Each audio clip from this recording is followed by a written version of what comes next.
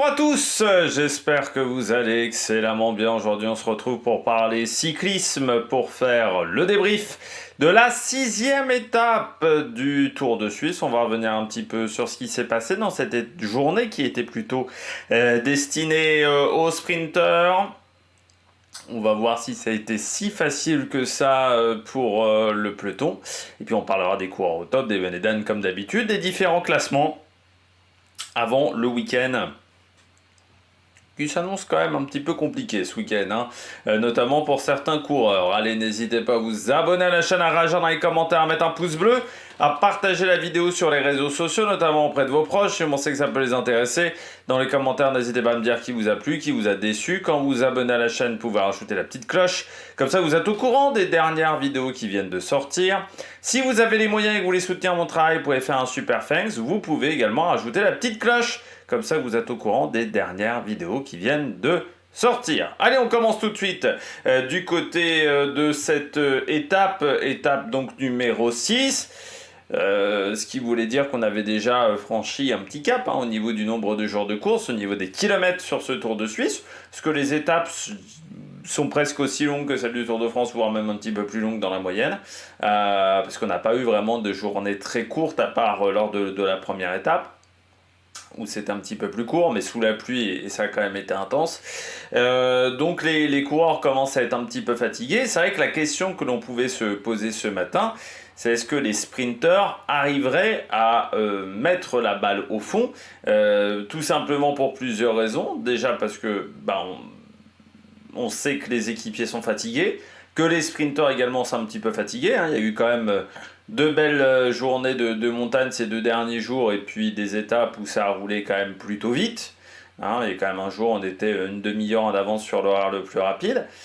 Et puis, comme on sait que les coéquipiers des équipes de sprinteurs sont un petit peu fatigués, ça voulait dire peut-être avoir plus de coureurs qui tenteraient de prendre l'échappée.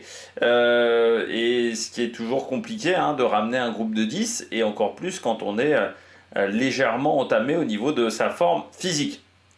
Bon, l'échappée se forme assez vite, une échappée de 4, avec notamment 2 Groupama FDJ, Stephen Kung et Romain Grégoire. C'est un petit peu la surprise de chef, parce que Stephen Kung est un coureur de la région. On avait également le champion de Suisse, Mauro Schmidt, et puis Harry Sweeney. On peut quand même avoir un petit peu des regrets sur peut-être la participation de Romain Grégoire dans cette échappée. Alors, il voulait peut-être aider Stephen Kung, qui l'a un peu aidé quand même sur la semaine. Mais c'est vrai que c'est un petit peu dommageable de la part de ce coureur. Parce que, je l'avais dit hier, moi j'aurais préféré qu'il se repose un petit peu. L'objectif étant le Tour de France. Et c'est sûr que finir un Tour de Suisse extrêmement fatigué, la fatigue elle peut rester sur le Tour de France. Au final, il n'y a que 15 jours entre ces 2 épreuves, et moins de 15 jours, parce que demain, on est à 15 jours du Tour de France. Et j'ai déjà commencé à préparer le Tour de France, notamment les présentations d'étapes, même si j'ai pas encore toutes les infos. Mais ça commence, tranquillement, on va dire, depuis le début de la semaine. On travaille un petit peu le matin là-dessus. C'est pour ça que je fais pas le Tour de Belgique, que je fais pas non plus la route d'Occitanie, parce que je prépare le Tour de France derrière.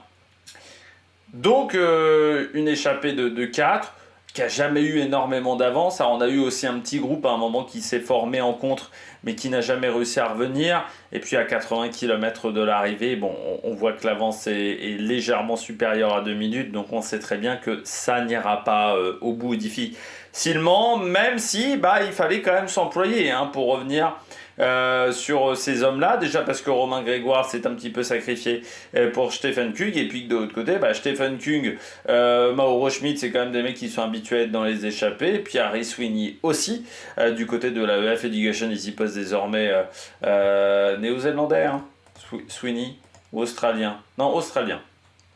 Toujours un doute parfois entre les 2 nationalités.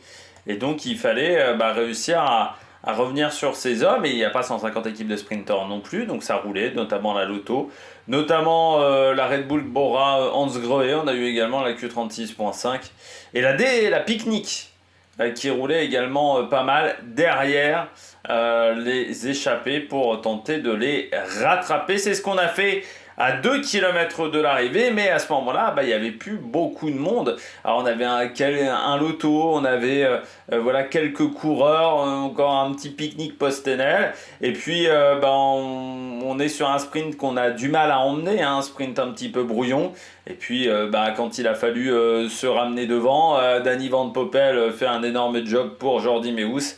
Et après, Ballerini prend la roue de Meeus, mais il n'y a rien à faire, hein. Meeus était le plus fort, et puis surtout, vous avez Van Poppel qui emmène jusqu'aux 150 mètres, qui ne s'est pas relevé. Alors certains auraient pu se dire pourquoi il ne s'est pas relevé, Van Poppel. Déjà, parce que s'il s'était relevé, ça faisait carton jaune. La manière dont il s'est écarté et qu'il en a déjà pris des cartons jaunes cette année, notre ami Van Poppel. Et surtout, le problème, c'est que je crois qu'il avait quelques points au classement. Van Poppel, si je prends Red Bull Bora, je crois qu'il avait quelques points. Oui, il était loin. Il était loin, en sachant que dans leur équipe, ils ont Roger Adria qui est à -9. Non, il était quand même loin, Van Poppel. Mais c'est surtout pas relevé, je pense, pour pas prendre de jaune. Ce serait qu'on a tendance maintenant à mettre des jaunes. Et vu qu'il s'est écarté côté coureur et pas à l'extérieur, ce qui aurait peut-être été un peu moins dangereux quand même de la part de Van Poppel, mais il n'a pas arrêté son effort, ce qui lui permet, en passant, de prendre une 6e place aujourd'hui devant Bittner et Lapera. Mais voilà, un sprint très... où tout le monde essaye de trouver sa place, mais c'est pas évident parce que il n'y a pas une équipe qui arrive à emmener, il n'y a pas 2-3 équipes qui arrivent à emmener sur un gros tempo. Ça ressemblait un peu au sprint l'an dernier du Tour de France où c'était assez nerveux à chaque fois parce qu'il n'y avait pas une équipe qui arrivait à faire un tempo intense dans ce genre de situation. Allez, on regarde tout de suite les coureurs au top. Attaque de Marlou! Les coureurs au top de cette étape, on commence tout de suite avec Jordi Meeus. Il l'avait coché celle-là sur le Tour de Suisse, Jordi Meeus, parce qu'il savait qu'il avait une opportunité. Jordi Meeus, c'est un sprinter quand même qui est un grand gabarit. C'est pas le mec qui passe le mieux les bosses, Jordi Meeus. Il a un peu progressé dans le domaine, mais je pense que même un Dylan Groenewegen est meilleur que lui dans ce style de course. C'est vrai que les bosses, c'est vraiment pas son dada. À Jordi Meeus, et pourtant on n'est pas sur Equidia, mais c'est vraiment compliqué pour lui parce que c'est un grand gabarit, et un grand gabarit comme ça sur des bosses ou des petits pourcentages, c'est pas vraiment là où il est le meilleur. Donc il a un peu mangé son pain noir quand même depuis le début de la semaine, parce qu'il savait qu'il y avait aujourd'hui comme opportunité et puis pas grand chose d'autre, et il fallait pas se rater. Et ça, c'est dur mentalement. Parce que quand vous savez que vous n'avez qu'une seule opportunité de vous imposer, de gagner, c'est pas forcément simple dans ce genre de situation de mettre la balle au fond, parce que ça veut dire que peut-être que la nuit dernière déjà il y pensait, peut-être que ça fait depuis 2 nuits qu'il y pense, et que ça lui sert aussi de motivation pour passer les étapes de montagne. Mais bon, ça trotte dans la tête, et des fois quand vous arrivez le jour J, vous n'êtes pas bien, parce que vous avez un peu trop de pression sur les épaules, parce que vous voulez peut-être un peu trop bien faire, et parfois vous vous retrouvez dans une situation un petit peu compliquée du côté de Jordi Meeus, et ça il a réussi à le gérer à la perfection. Deuxièmement, il faut saluer le travail de Danny Van Poppel, qui le replace parfaitement aux 500 mètres, en gros. Il fait l'effort, et surtout, il le replace, il fait un gros effort quand même pour le replacer, Van Poppel. Mais derrière, Van Poppel arrive quand même à faire ce travail de poisson pilote, et jusqu'aux 150 mètres. Il lâche vraiment Jordi Meeus aux 150 mètres. Alors je dirais qu'à partir des 180 mètres de l'arrivée, il est un peu en perte de vitesse. Van Poppel, c'est normal, il a fait quand même un gros effort derrière. Mais ce qui fait que Jordi Meeus, même s'il est un petit peu en sous-vitesse, il sort aux 150. Pour remonter quelqu'un sur 150 mètres, c'est un sprint qui est très court, ça a duré 10 secondes, voire moins. du côté de Jordi Meeus.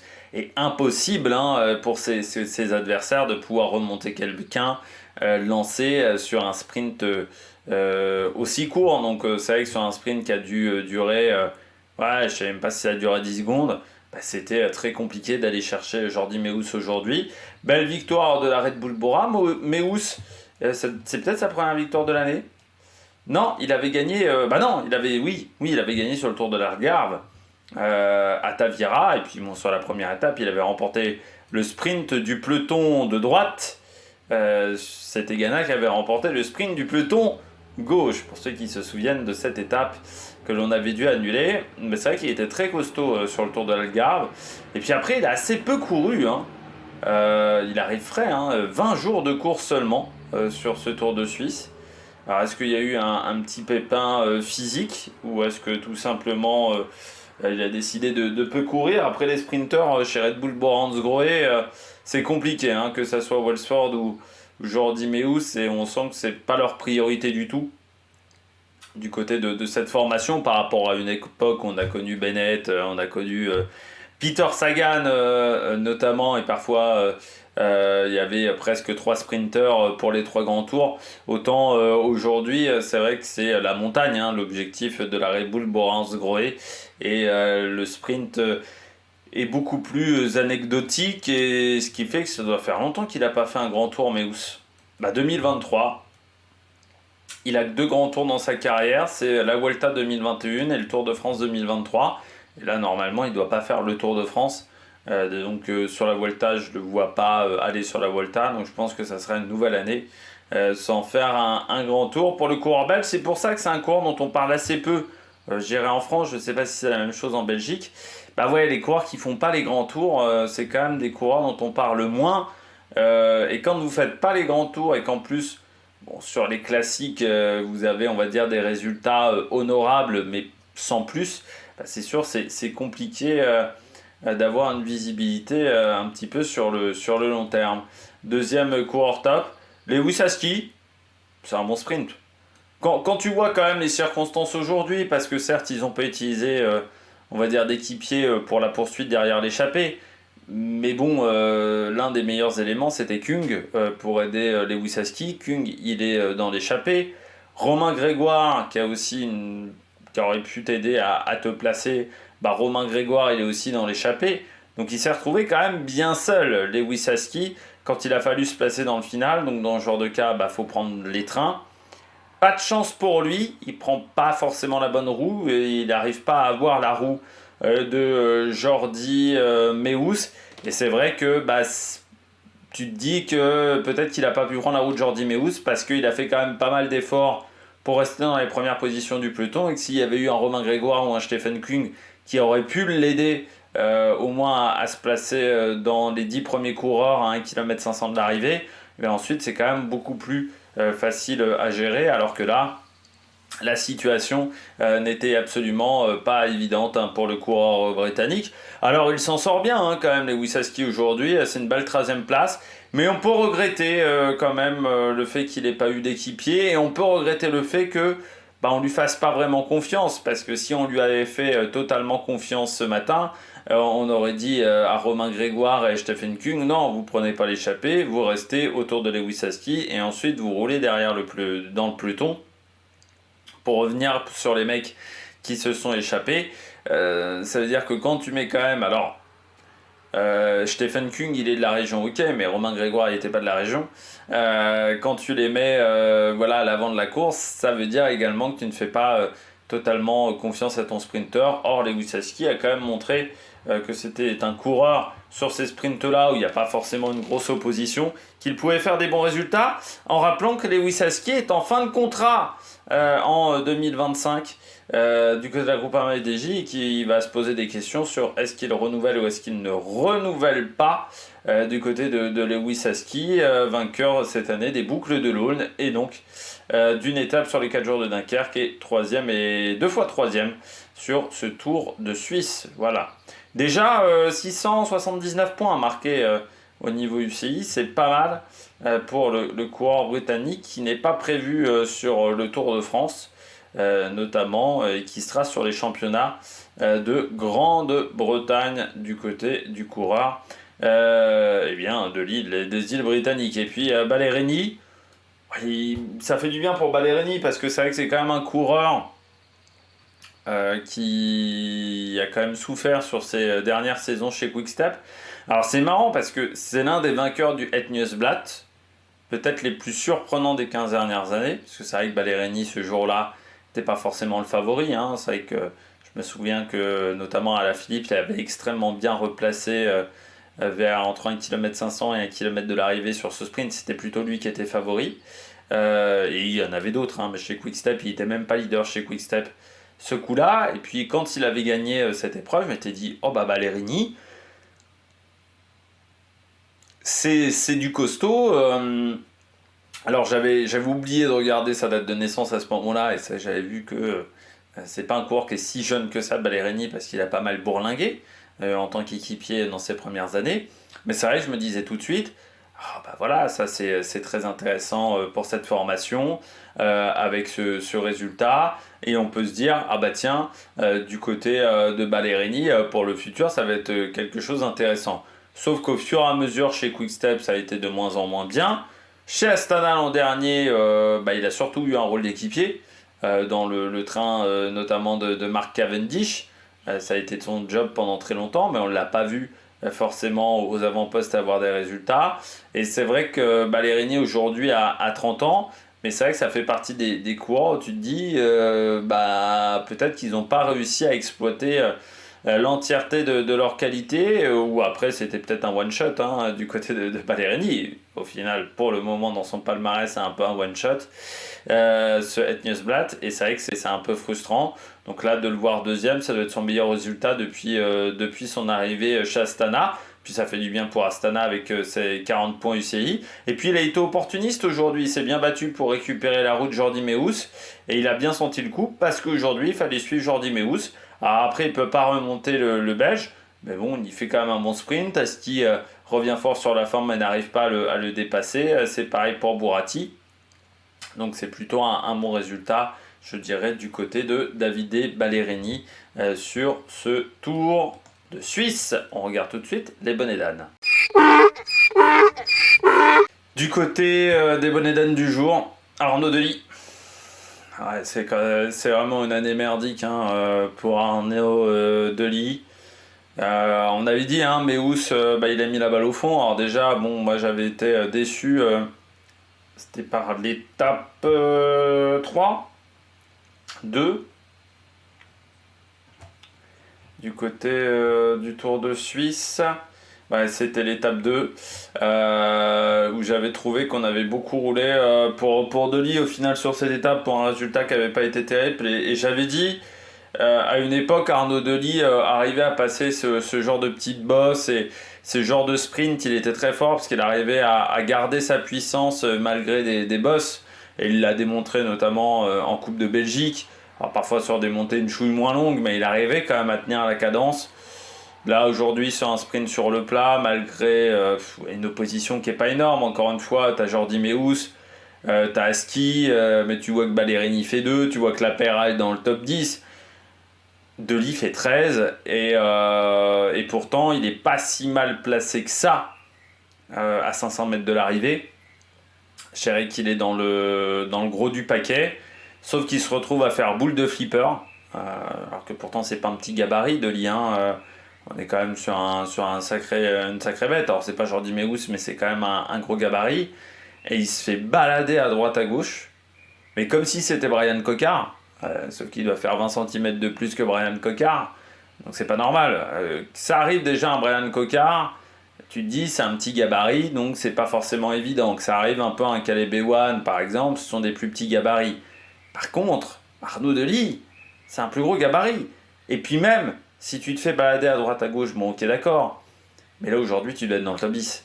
Même si tu rates ton sprint, tu vas être dans le top 10. Or j'ai l'impression qu'à partir du moment où il a fait boule de flipper, ça y est, dans sa tête il a abandonné l'affaire, et puis il a complètement lâché, et puis ça fait 0 point aujourd'hui. Tu peux te le permettre si t'es Molano et que t'es chez UAE.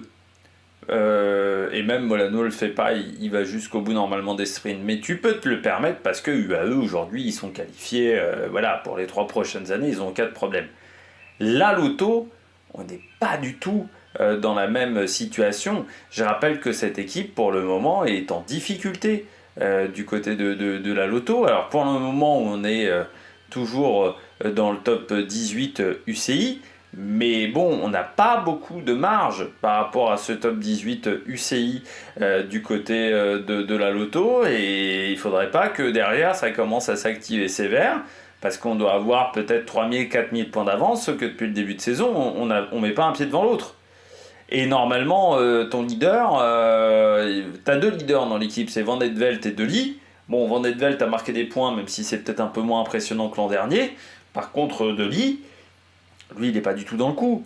Il est loin d'être à un bon niveau pour le moment, Arnaud De Ligt. Et ça, c'est un véritable problème pour moi du côté du Belge, qui n'arrive pas à s'en sortir. Voilà.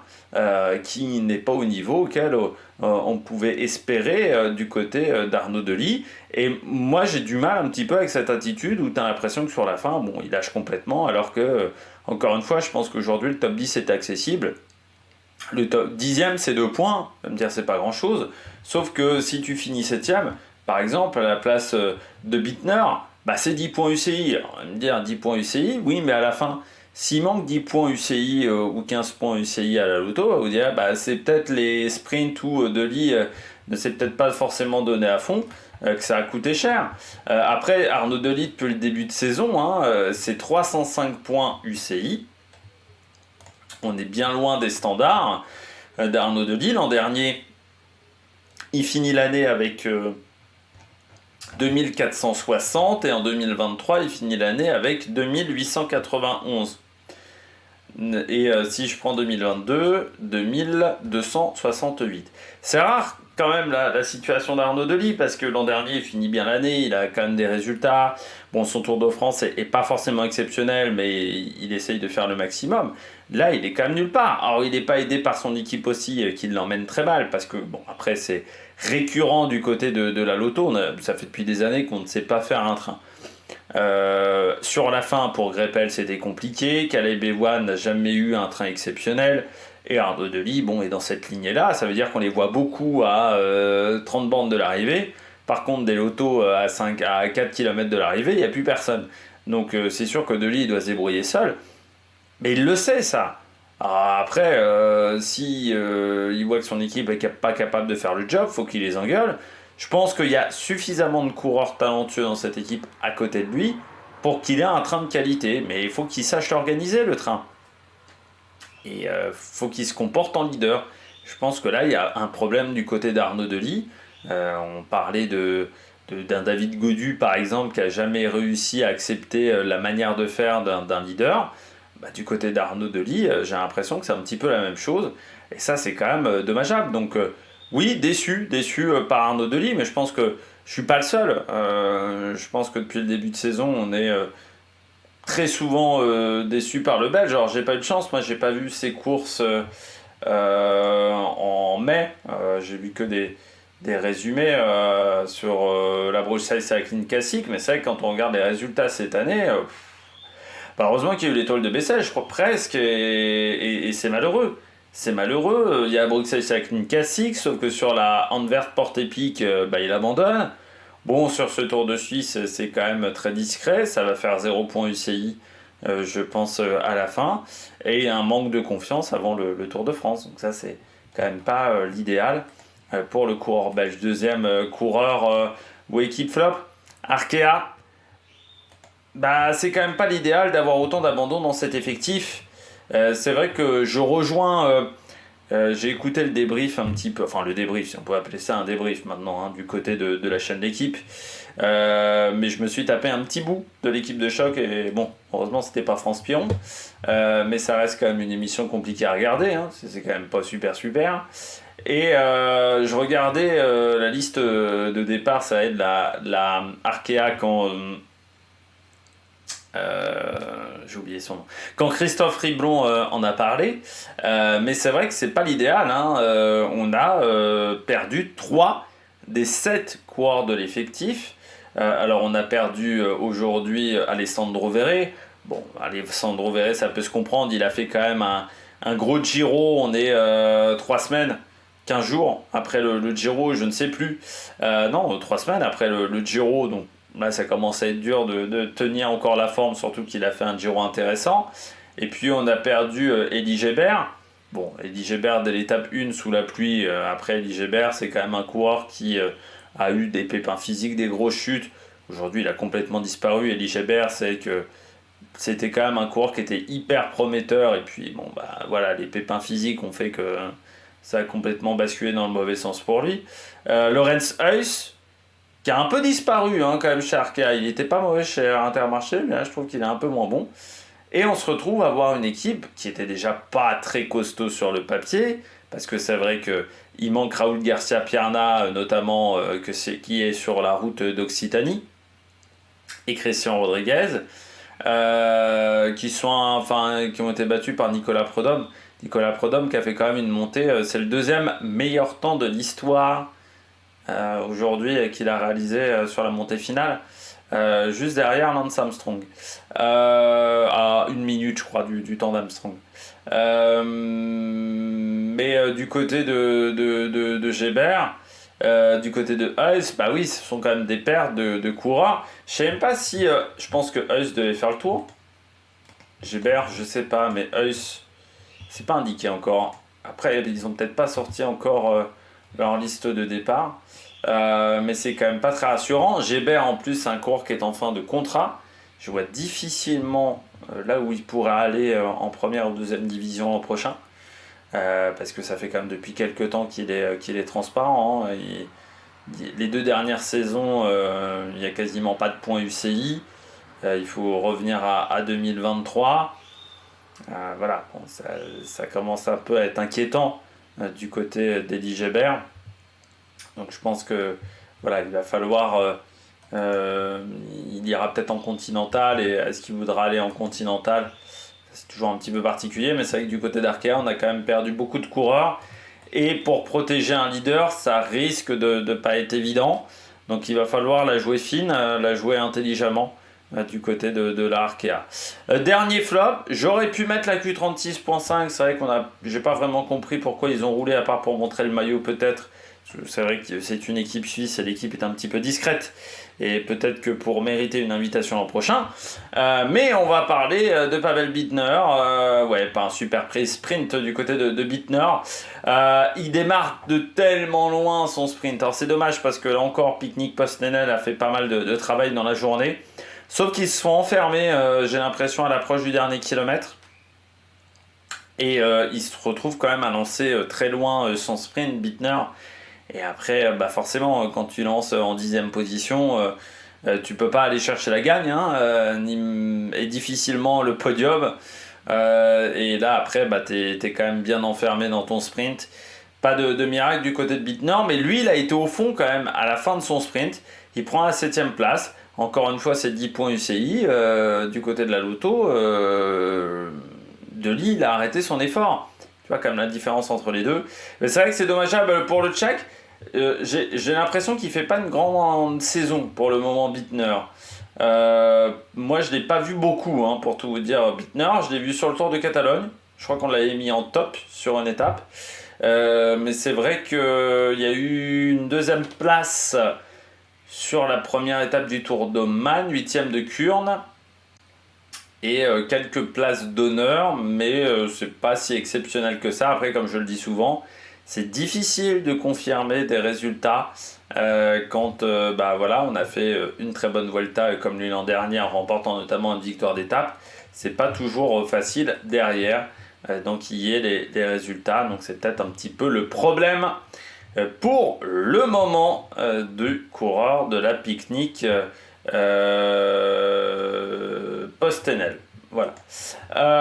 On regarde tout de suite, là on était sur la page de Pavel Bittner, mais le classement de cette journée. Jordi Meeus vainqueur, donc devant Ballerini, Aski, Michels qui prend la 4e place du côté de l'AEF, Bourati 5e, ensuite donc Van Poppel, Bittner, Lapera, Merofer, Oldani. Vous voyez qu'Arnaud Delis est seulement 15e, Vauquelin 19e, donc des abandons aujourd'hui avec Verret, avec Jan Christen également, et ça c'est pas forcément une bonne nouvelle du côté de la UAE, et puis le coureur néerlandais de l'Intermarché, je ne dirais pas son nom pour ne pas l'écorcher, parce que c'est vrai que c'est Van Siet Martensdijk.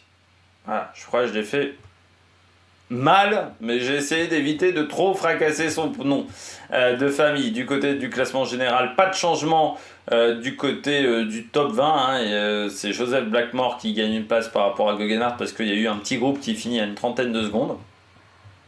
Voilà, hein, tout simplement. Je sens qu'il y a un petit peu de fatigue. Le maillot vert, Almeida en tête devant Olni. Il n'a pas de changement du côté du top 5 non plus, car Jordi Meus n'était pas classé, donc se retrouve 7ème. Le classement de la montagne, c'est Vlasov devant Almeida et Mauro Schmidt, qui a marqué des points sur cette étape. Le maillot blanc, c'est Kevin Vauquelin, devant Oscar Only, Castrillo, Chitello, Van Wilder et Romain Grégoire. Et le classement par équipe, Israël, Lidl, UAE, Movistar, Picnic, mais là aussi, pas de changement. On attend l'étape de samedi. On regarde tout de suite son parcours. Une journée difficile entre Neuhausen, Rheinfall et Emetten du côté de cette journée. 207 km au programme. Avant le contre-la-montre, ça va faire mal. Avec une montée en fin de journée. Il y aura 2 montées même en fin de journée avec le Burgenstock, 5 km 5 à 7,9 de moyenne. Et puis la montée vers Emetten, 3 km 9 à 8% de moyenne. Avant, en début de journée, on aura la montée de Juandi au kilomètre 111,8. Donc encore à plus de 100 km de l'arrivée. Les 2 dernières montées sont dans les 20 derniers kilomètres. Donc le Emetten et le Burgenstock. Passage à 10,3% pendant 1 km sur le Burgenstock et sur le Emetten, c'est 12,7% pendant 800 mètres. Après, je mise Almeida, mais pour moi, Almeida, s'il veut gagner, il faut qu'il parte dans celle-là. Il ne faut pas qu'il attende le Emetten. Le Emetten, c'est trop court, je pense, pour lui.